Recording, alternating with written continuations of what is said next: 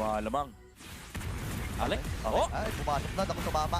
Yung Dark Wave and First Blood inapunta kagad kay Yasuki. Naku, mas mali pa ata para dito sa Aurora Gaming. Pero bibit-bitin itong si Yasuki. Sumama na rin si Edward. At yung bravest fighter.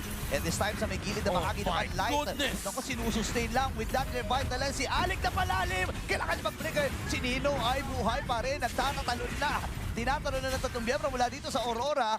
Buhay pa rin naman siya. Ang tanong, makakatakas pa siya. Wala na siyang way para tumakas. So sabi niya, sige, lalabang ko na lang.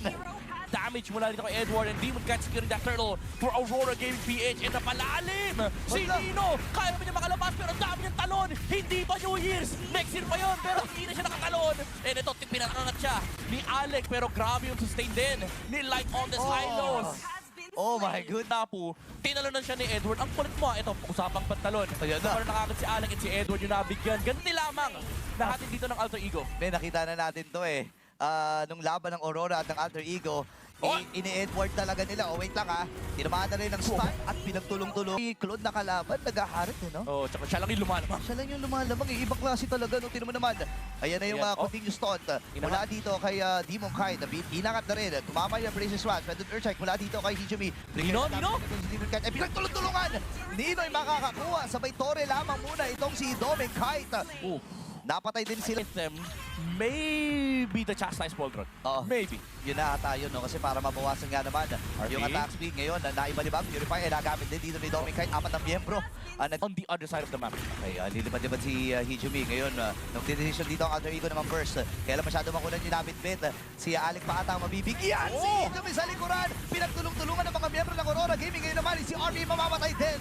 Mag-fracture dito si Yasuki. Mamamatay si Dominic Kite. Pero buhay pa rin ang 4. Si Yasuki atras. Tapang Cyclone Eye. Pero napakatibay talaga ni Nino. Nagbabaytay lamang para dito sa Aurora Gaming. Tatlo sila dito nag-conceal. Si Alec.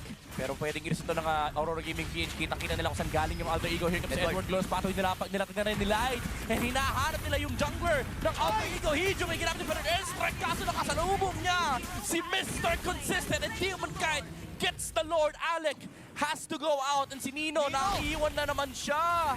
Naiiwan na naman siya. Paano pababagsakin ng Alter Ego Esports? Alex na conceal from the Kalea pero sinubo na umakas sila kasi nakita nila may nakalatag ng Glorious Pathway sa may bandang likuran. Nino, ginamit yung Dark Wave pero tinamaan lang yung Hylos men. Hindi niya kayang banatan, hindi niya kayang kaltukan yung Hylos. Napakamunak ng Aurora and again Edward shutting down Nino. Nino.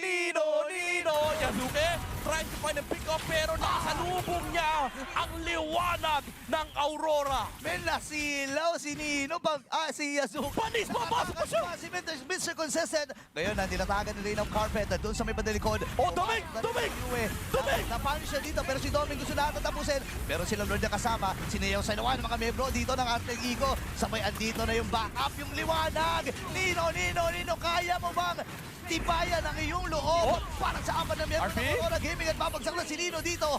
Dalawa na lang ang natitira mula dito sa Alter Ego. Wala naman silang Lord pero tatapusin na sa Aurora Gaming ang Game 1.